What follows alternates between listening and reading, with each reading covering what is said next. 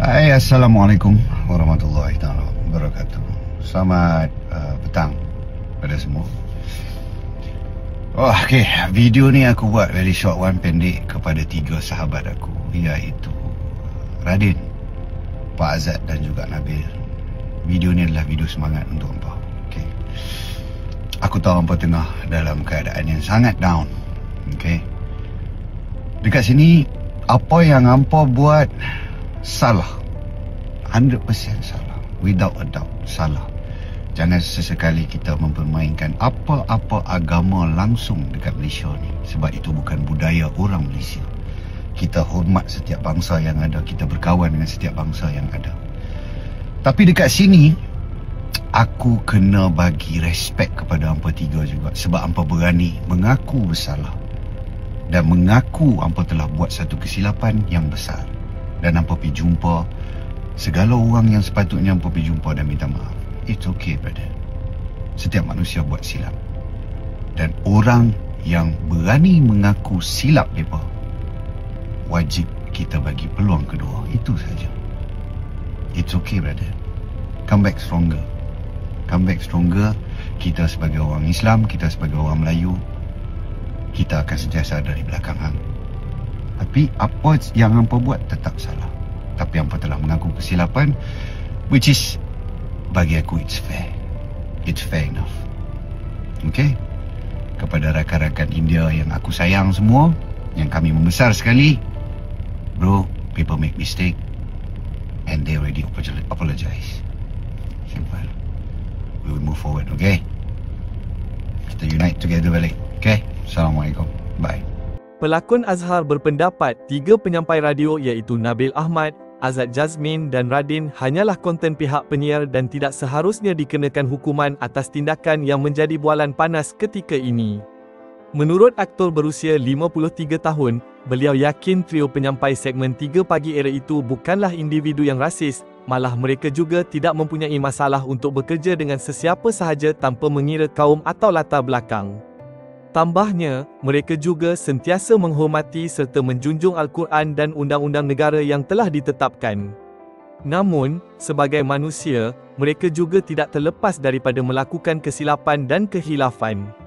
Sebagai artis, termasuk diri saya sendiri, apabila berada di hadapan kamera, kadang-kadang kami boleh menjadi terlalu sopan, di luar kawalan dan sedikit gila dalam percakapan atau perbuatan, katanya menerusi satu hantaran di Facebook hari ini. Dalam hantaran yang sama, Azhar menyatakan rasa kurang setuju apabila ketiga-tiga mereka dihujani dengan beban sebuah video dimuat naik di platform media sosial stesen radio berkenaan. Katanya, trio penyampai berkenaan hanyalah konten yang dipaparkan oleh pihak penyiar atau mereka yang bertanggungjawab memuat naik kandungan di media sosial. Luahnya, jika ada yang perlu dipertanggungjawabkan, seharusnya ia melibatkan semua pihak yang terlibat dalam proses penyiaran, bukan hanya individu di hadapan kamera semata-mata. Sudah menjadi standard praktis untuk pihak penyiar, editor, pengarah memastikan tapisan apa yang boleh dan tak boleh dimuat naik ke masa, katanya lagi. So boleh terus komen tak? Tak keterlaluan tu. Dah maaf tu panggil siasat, memang panggil lagi. Dia kalau satu aduan report polis dibuat, menjadi tanggungjawab polis untuk siasat lah kan? Duduk situ dulu. Sama ada asas untuk didakwa ke atas, itu bergantung pada budi bicara DPP lah. Itu prosesnya. Tapi proses undang-undang mesti bermula dengan setiap aduan kena disiasat. Betul. Jadi itu proses yang kita tu dulu. Banyak aduan diterima. Soal mereka meminta maaf. Perkara meminta maaf itu merupakan satu perkara yang baik lah, sebab dia menyadari, dia menyadari bahawa ungkapan itu tak patut dikeluarkan atau perbuatan itu tak patut mereka lakukan. Okay? Tapi soalnya pepatahnya adalah damage is done kan? Dia ada kesan dia kepada mereka yang tersinggung ataupun terasa mereka itu menjadi sasaran. Jadi dalam konteks hubungan kaum di negara kita, kepelbagaian agama, budaya, peristiwa ini memberikan kita satu pengajaran untuk sentiasa berhati-hati. Sementara kita berharap orang lain faham tentang budaya dan sensitiviti agama kita, kita juga kena bersikap begitu. Barulah hidup dalam rukun damai. Tapi dalam kes ini, kerana insiden itu telah pun berlaku, laporan polis juga telah dibuat, maka biar due process mengambil tempat dulu. Hidup ini tak bebas macam dulu. Demikian luahan bekas penyampai radio terkenal, Linda On, yang menasihati orang ramai supaya lebih berwaspada dengan kecanggihan teknologi pada masa kini. Linda atau nama sebenarnya Roslinda On, 48, berkata, zaman sekarang sangat berbeza berbanding dahulu kerana penggunaan teknologi yang semakin meluas terutama dalam aspek rakaman video dan media sosial. Sekarang zaman bahaya, tidak macam dulu. Dulu nak bergurau, tiada kamera merata-rata nak rekod dan tak ada media sosial untuk ditayangkan. Sekarang nak bercakap, bergurau atau bergerak sikit pun kena hati-hati dengan sekeliling. Ada yang merakam tak? Sebab kamera mudah akses sekarang, melekat dekat telefon. Dulu nak rekod apa-apa kena bawa kamera sendiri, katanya. Menurut Linda lagi, sikap segelintir individu yang mudah merakam dan memuat naik kandungan ke media sosial tanpa berfikir panjang turut memberi implikasi besar kepada orang lain. Sikit-sikit nak rakam, lepas itu muat naik. Implikasinya kepada orang yang menonton, adakah mereka dapat terima apa yang mereka tonton? Kepada tangan yang memegang telefon atau kamera, hati-hati. Tangan ini boleh menggoncang dunia, katanya.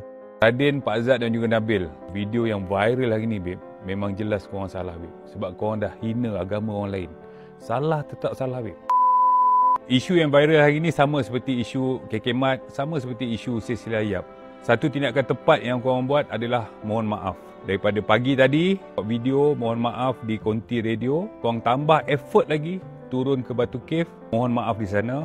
Selepas Batu Cave, korang ke MC untuk dirakam kenyataan sehingga ke malam ini. Kita orang dah habis main tarawih ni, korang masih ada di MC dan kemudian korang akan ke Bukit Aman pula selepas ni. Satu hari yang sangat panjang. Korang telah pun digantung tugas sebagai penyampai radio. Korang dah minta maaf. Diorang dalam siasatan. Sepatutnya bagilah masa sehingga siasatan tu lengkap, barulah era ambil tindakan. Macam isu KK Mat. Dia minta maaf. Tapi dalam siasatan, tutuplah dulu premis tu sementara. Adalah juga hukuman. Kalau boleh pertimbangkan, tak perlulah gantung tugas mereka. Mereka ada keluarga yang perlu mereka sara kepada mereka bertiga dan semua yang terlibat. Ingatkan supaya jadikan isu ini sebagai tauladan dan ambil iktibar. Di dalam Malaysia ini, yang paling penting adalah kita menghormati sesama kita. Assalamualaikum, selamat puasa, salam Ramadan.